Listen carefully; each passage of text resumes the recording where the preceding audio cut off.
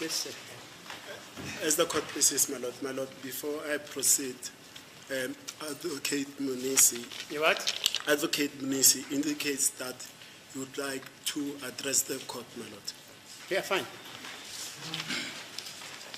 As it please the court, my lord, it's not a big issue though. With the leave of court, I just wanted to update the record, my lord. I'm not snitching anyone, but it's just the updatement of the record. The court will recall that I think it's almost 3 weeks ago, I formally on record requested information with regard to the movement of the motor vehicle that was used by Constable Zungu on the 26th of October 2014, allegedly when it drove from Tembisa to Joburg and ultimately ended up at Fort Lores. We haven't received any response from the state, my lord. I just wanted to update that record. But have you made a request, Mr. Balui? I think we did indicate that we don't have such record. The car was not fitted with an AVL. So that's the response of the state. We don't have that, my lord. We don't have that. You see, I think that but it's fine. If that's the state's response, it's fine, my lord. Without anything right. Hey, Tada, we are back with another video. The page, it is South African Lead News. The case will resume this week, and I'm sure this week the state will get a chance to cross-examine Bogandans, because that's what they want. They want to badger a witness. They want to shout at the witness and say you are lying and so on. I'm sure that Baloyi will do the cross-examination because he's been the one that has been standing up and making the objections. So it's not Sibanda. But I would have loved to hear from Sibanda, because whenever Sibanda is doing the cross-examination, he's always being a fool of himself. Remember that when he cross-examined, I think it was Makosonke. Yeah, Makosonke. That is when he said the witness is talking nonsense. So that's the stage of the quality of the advocates that the state is using. They resorted to butchering a witness, insulting a witness, so that they can intimidate him. So, but the important thing for me that one has to remember is that Gadla Mncube was arrested in February 2015. He was arrested by, I think it was Masondo and I think the other one was Lamine, I don't remember. And then his gun was tested, and then it was not linked to the Mayor case. That is the evidence that is before court. Sometime back I played the audio of that evidence. So it is interesting when Kininda takes over the case, the gun issue is now being sent to Mangena, and then Mangena says something different. He's now saying the gun Mncube, it is linked to the case. But the fact is, there's a contradiction there, because Abo Masondo saying when the gun was tested in 2015 does not match. So I wonder how is the state going to overcome that, because that evidence Masondo is very important. Remember that accused number 3 Mncube was arrested in Cleveland by the SAPS in connection with the Cleveland case. Remember, was accused of shooting the Alexandra taxi boss Ureji Mohlala. At the time of his arrest, they saying the dots were not connected to the Mayor case, and then Mncube's firearm is now believed to be the same firearm that was used to commit the shooting of Sanzomiyo. That is according to Chris Mangena. But now we know that the people in the house said the gun had a will, meaning that it was a revolver. So Mangena is saying it's a 9mm. So there's now a second contradiction that comes up about the gun. So the state is not really sure which gun was used to shoot Sanzomiyo. And thirdly, another contradiction around Gadla Mncube is that his cell phone records says that at the same time when Sanzomiyo was shot, Gadla Mncube cell phone pinged in Johannesburg CBD meaning that he was not in Phosphorus. So it is impossible for Gadla Mncube to have been the shooter of Senzo Meyiwe. So Gadla Mncube, in actual fact, has got an alibi. An alibi, it is his cell phone records. It shows that he was not in Phosphorus when Senzo Meyiwe was shot. So the police are making a mistake here, because clearly Gadla Mncube is not the shooter. And it is not the first time that the police are making a mistake. Remember that initially the police arrested Uzama Uhlembata. Remember Uzama Uhlembata? It's the same guy that had dreadlocks. I think was arrested about a few days after Senzo was shot. Simply because Kelly Kumalo said it is him that inside the house on the day Senzo was shot. But Kumalo knew very well Uguchi, it's not the guy that inside the house, because they knew Uzama Uhlembata very well, since he used to wash Imotoka Senzo and Imotoka Kelly Kumalo whenever they were around Phosphorus. But the police went on a witch hunt and arrested him simply because I'm a dreadlocks last second. So you can see that in this country, if you've got dreadlocks, you're not safe. You could be arrested and charged for something that you have not done. That's what is happening now. And now, so lento yesibhamu saKadla Mncube, to me, I think it should be one of the factors that should create more reasonable doubt in the eyes or in the ears of Judge Rat, if he was a fair judge. Because now you cannot have witnesses from the state saying two different things. Mangena, I think he's the state star witness on ballistic because he's supporting their theory. However, abantu abasendlini that actually saw the actual gun are saying it had a wheel, it's a revolver, not the 9mm kaMangena. So I'm just wondering, during argument, how is Baloyi going to overcome that piece of evidence? The gun, it's in actual fact, it's a revolver. Remember that initially, Brigadier Kininda, when he wrote a statement, his first statement during the time when the charges were laid, Brigadier Kininda said he believed that the gun was a revolver himself. So Kininda actually began ukuthi isibhamu, a revolver. That was his first thing that he wrote in that statement. So now ukuthi naye kushitshe kuphi angazi ukuthi why, but it is clear that the police made a mistake, because uKadla Mncube had a 9mm. So now they had to change their story so that it could be aligned to the 9mm, because uKadla actually owned 9mm. But the people in the house said it's a revolver. No, Kininda initially said it's a revolver that he thought it was used to shoot Senzo Meyiwe.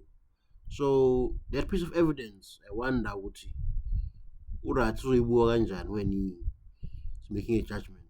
Even though I believe ukuthi he's a biased judge, but let's just assume for a moment ukuthi he's a fair judge. If a judge, how would you reconcile the gun evidence? One said witness is saying it's a revolver, the other one is saying it's a 9mm. So that creates reasonable doubt there, right there and there, to say, come on now, this evidence, it is mutually destructive, because both evidence cannot exist at the same time. So in actual fact, Gadla Mncube should be cleared here. They should just say you're not guilty, because the state cannot decide which gun was used to shoot Senzo. Then we bring in the cell phone records of Gadla Mncube, which says his cell phone ping in Johannesburg CBD when Senzo was shot. So Gadla Mncube has got an alibi here, which Mina was not there. Secondly, my gun is not a revolver that was seen in the house, so I can't be the shooter of Senzo Meyiwe. So automatically the rest of the guys should then be acquitted, because now we're told that they are charged in common purpose, meaning that they colluded and planned the shooting together. But if one element is missing, then the whole thing collapses. If they say Gandhi was not there, then it means all these guys were also not there because they acted in common purpose. So if one of them was not there, then the rest was not there. So the judge has to acquit. So even if this biased judge who decides to find these guys guilty, I think when the case is taken to the Supreme Court of Appeal in Bloemfontein, the judges there, they'll see that there were too many contradictions in this case within the state witnesses on their own. So there is reasonable doubt to find these guys not guilty. Remember that the defense does not need to prove their innocence. The defense merely has to create reasonable doubt. The defense has to put forward a story that is reasonably believable. And in this case of Gadla, objective evidence, has shown that it is possibly true that he was not there. How so? His telephone record shows that he was in Johannesburg CBD, not in Foslo. He cannot be in two places at once because Bagwet, he's not the Holy Spirit. So that on its own should just create reasonable doubt in a fair judge's mind. No. Umuntu ngeke kuthiwa ule in Johannesburg CBD, but the crime is committed in Fosorus. So now how is it possible that he committed it? Clearly the police cooked this evidence. So the guys should be acquitted and be found not guilty. Angifuni ukuyiphinda i-DNA evidence. Ngihlezi ngiyisho because DNA, it is the most vital evidence in this case, because the experts came and said, my lord, all 5 men were excluded from the samples taken from the house, meaning that they were not Kwakumalo on the day that Senzo was shot. If they were there, then Gadla Mncube's DNA or fingerprints should have been in the house. Ntanzi's DNA should have been in the house because we were told that Gadla Ntanzi were the one that entered the house and demanded money and cell phones. That is according to the state theory. Those are the 2 guys that entered the house. So to prove that they were in the house, let's have something, DNA or fingerprints, but none of that was found. Even Mosia did not collect any fingerprints from the house. If they were there, then on the door there should be some fingerprints or Gala, because when you open a door, you leave something there, but none of that was found in this case. So clearly, the state has failed dismally to put the accused inside the house. If you cannot put the suspect in the crime scene, then your case should collapse automatically. So I'm hoping that during arguments, they should make sure that those points are clear and unambiguous so that the judge can hear. Which, my lord, the state has failed to put the accused in the house or in the crime scene. They failed dismally. When Shadrack Sibiya entered the house and called a meeting with the people that were in the house, it was clear that it was all about cooking. Sibiya was just sent there to make sure that someone powerful, someone well known is protected. We know based on a statement by Mlungu Hlope that Longotwala is allegedly the one that shot and killed Senzo Meyiwa by mistake. So the president of Sibiya, remember that Tefo said Sibiya was there to collect the real gun that shot Senzo Meyiwa, allegedly. That is Tefo's words. So Sibiya held that meeting in the house when everyone else was still confused and busy being all over. Sibiya held a meeting in that house and then came up with this theory of the intruder to say someone entered the house and demanded money and cell phone. Therefore alleged that Uchikotwala and Usbi had a meeting sometime after Senzo was killed. It is alleged that in that meeting it was discussed how are they going to protect Longotwala going forward from prosecution. It is an allegation by Tefo, and allegedly it is where the bribe was given to Sbiya to make sure that anything that connects Longotwala from this case is hidden. That's the allegation by Tefo.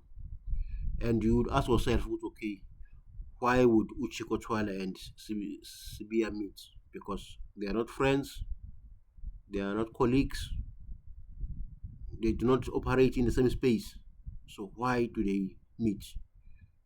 The only link that links them is the Senzo case. And I somehow believe it would the issue therefore a bribe was organized and then given to him. Because now we've heard from the ad hoc committee and the Madlanga Commission of Inquiry, Usbiya is a dodgy person. We're told that he was getting money from Ket Matlala monthly, and also he was also getting money from the late guy that I forgot what his name, that had a farm there that used to own Texas. So Usbiya has got this dodgy character, which is why I believe Advocate Tefo when he says Sbiya played a critical role in this case to make sure that Longotwala is being protected from prosecution. And you can see Ubaloyi ukuthi akamfunda kancane Longotwala ukuthi asondele enkantolo, because Longotwala might spill the beans, or Longotwala might just make a mistake which might prove ukuthi he was involved in the shooting of Mayo. We were told that when the two intruders entered the house, Longotwala actually ran out the house and the Inkabis just left him. They didn't shoot him, they did not run after him. So how is that possible? So those things do not make sense, which then make you believe which the state is lying about this whole thing. Then Docket 5, it is where we'll find justice, because that is where he stated that they lied about the death of Senzo. So that is where justice will be found. And once this case is done and dusted, I'm just referring to the fact that Rasa will find them guilty, and then they'll go to an appeal. That is where the decision of Rasa will be overturned. And then we move forward to Docket 5. That is where the case will start, the real case. So first thing that we need to happen there is to charge all of them, from Kelly Kumalo, Zandi Kumalo, Kelly Kumalo, Tumino Madlala, and Moses Twala. Charge them for lying under oath. Secondly, Longotwala obviously should be charged for shooting the deceased. And then Umakubu will come and then bring all the evidence that he gathered around the Mayo case, and then proves what the shooter was within the house.